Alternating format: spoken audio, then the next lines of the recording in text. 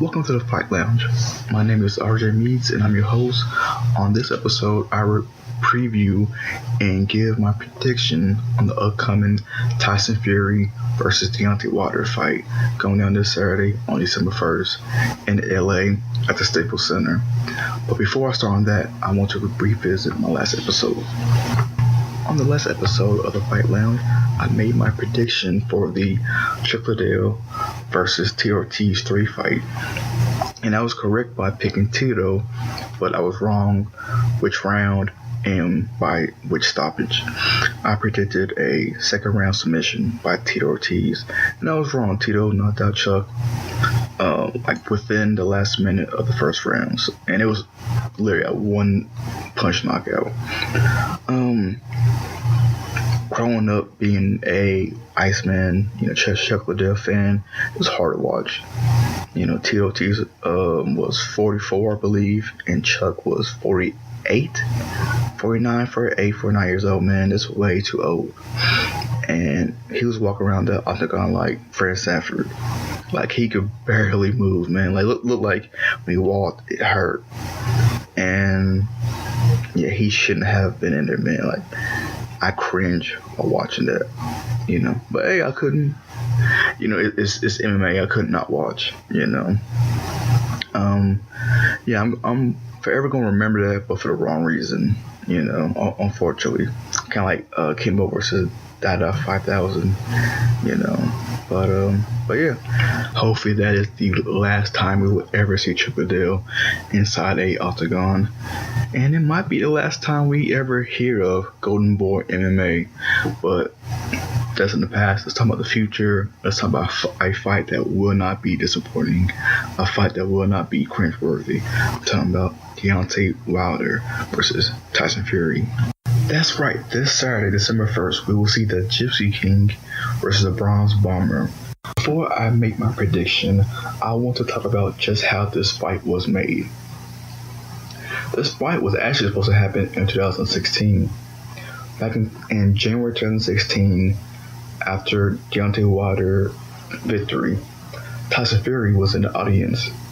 And then after the fight, Tyson Fury made his way into the ring, challenged Wilder, and they had a face-off. They was on the mic, yapping at each other, trash talking each other, hyping the fight up. Well, just a couple months later, it was discovered that Tyson Fury got really depressed. He gained a lot of weight. He just wasn't happy. So he stepped away from boxing.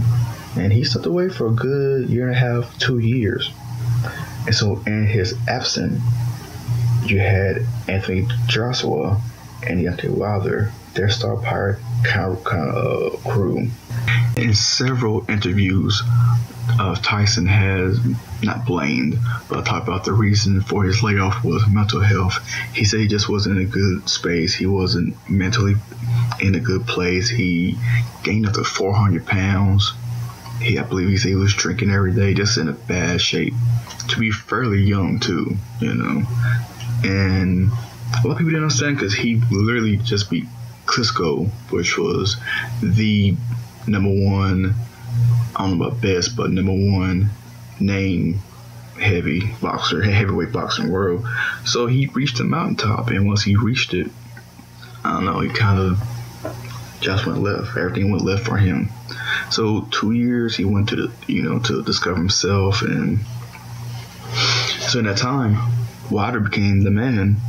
I respected Joshua, but Wilder was out here knocking out people. He was the one that were like, man, you gotta see this fight. His clips was going viral. So that's what makes this fight so interesting, because 2 years ago, this fight, I don't think everybody would have talked about the fight versus now. Wilder needed these 2 years to make his stock even higher. So this is the hype of Deontay Wilder. And for Fury, it's a comeback story. He said he's just getting started. So it's going to be a good fight. I'm very interesting. And both these fighters have different styles. Both these fighters are undefeated. Both of these fighters are fearless. And both of these fighters are two of the top 5 heavyweights in the world. You know, you could say 2 in the top 3, top 4, but like, so you gotta give them their respect. I want to talk about the trash talking between those two, because that's just a self-fight, and nothing really big came out of it. Kind of like a McGregor for Mayweather fight. And so I'll talk about the styles. Tyson's more of a counter, some call it boring, but like very, very technical boxer. And the 3 fights I've seen, Deontay Wilder just takes people's heads off. He just, like, not every fight is a haymaker. Like, he makes every punch count, if that makes sense. And yeah, dudes are just scary in that ring. If he hits you in the head, even if it's just a clip, you know, not full connect, it's still gonna hurt. I actually think this fight will be boring at the beginning, because they're both going to figure each other out. You know, Wilder is literally, like I said, top 3 boxers in the world, so he's not going to throw haymakers, because I think he's learned his lessons from the Ortiz fight. He got hurt in the Ortiz fight, like hurt bad. I think it was like 2 or 3 rounds where like he was out, like 2 or 3 rounds straight he was out, and he snapped out of it and knocked Ortiz out and won it. And you know, to be a great fighter, you have to come back from adversity. Every fighter has to have one where they're, you know, doing the stanky leg, or they're just wobbling. Every fighter has to have that, and so I think he needed that for his Tyson Fury fight. If Tyson Fury hurts him, he won't panic. He won't. I've been in this position before. You know, I'm cool. And so I don't see him making the same mistake. But watching the fight, man, I don't know, it's like he gives 100%. Like I said, on the throws he do make, it's 100%. And so if Tyson can just counter one of them, that's how I see Tyson winning. But I will go out on a limb, and I will, just to make it fun, I will say Deontay Wilder will knock out Tyson Fury. What round? Let's just say round 9. Round 9 TKO.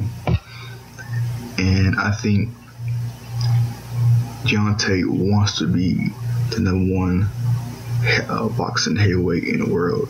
If not officially, then name and face recognition. And the way to do that is knocking people out. Now, like I said, I don't think he's going to try to knock his head off of the first 2 or 3 rounds.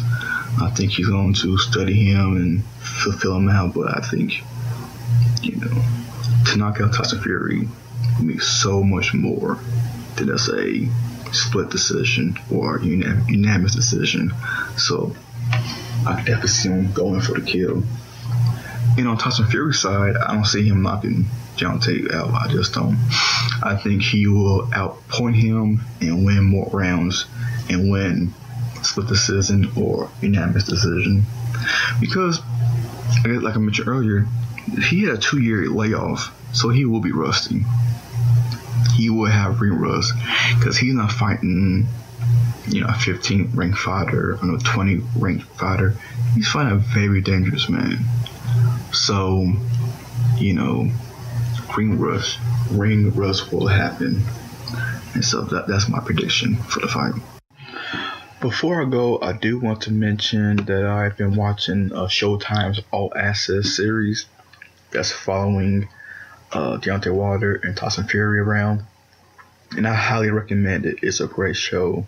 It's a little behind the scenes action of how they training and spending time with family and trying to balance everything. And it's good, you know, you get to know the fighters a little bit more.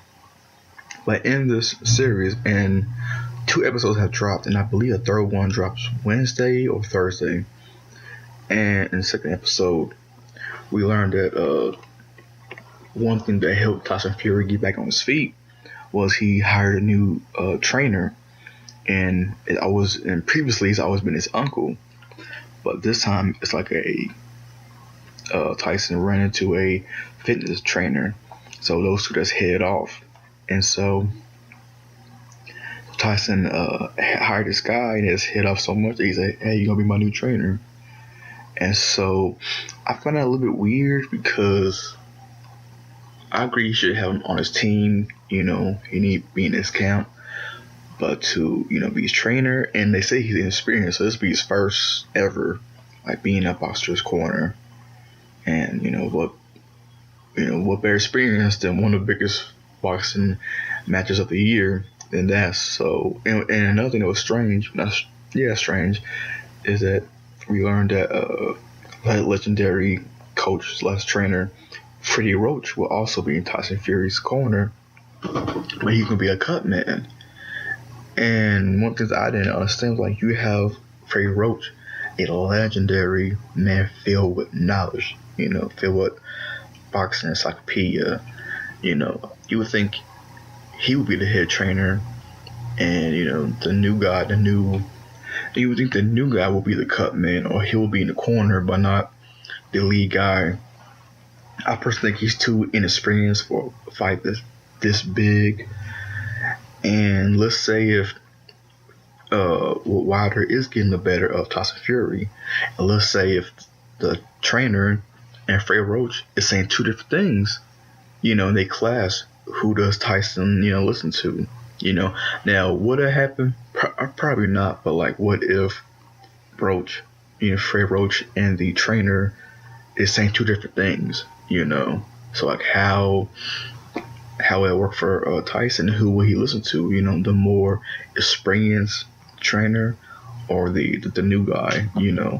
And Tyson credits him because he said he's the one who helped him get back in shape to lose that 400 pounds. He said he helped him mentally, gain his mental strength back. But I found that was a little bit weird. But hey, we will find out Saturday. One last thing I want to touch on before I end this episode is the winner. The winner of this will have a rightful claim to be the number one heavyweight boxer in the world. Another thing is a winner will have a shot, well, not officially have a shot, but will have a case to have a shot at Anthony Joshua. And the thing about it is his promoter, Eddie Hearn, is a real, difficult guy to do business with. And now Hearn and Joshua is with DAZN, and I don't know if you guys have heard of DAZN, but it's the official streaming service for boxing. And well, I take it back, for boxing and some, MMA. It's a game changer because that's where Canelo will be fighting, which means you will no longer see Canelo on pay-per-view, which is a great thing because not everybody can spend the $50, $60, or $70. But they have, I don't know if you guys have seen the commercial, but in the commercial, they're blatantly making fun of pay-per-views. They're saying hey, you can get Canelo Alvarez fight for free because the first time subscribers get the first month free. And so they're going to have big numbers, but how much money is it going to make? I don't know, because Canelo ain't Floyd. I don't think Canelo can consistently, bring in a number. And so let's say if that model fails, do Joshua and Canelo back out? Because let's say the pay-per-view buys for this Tyson Fury and Wilder pay-per-view buys is close to $1 million, or let's just say 800K to $1 million.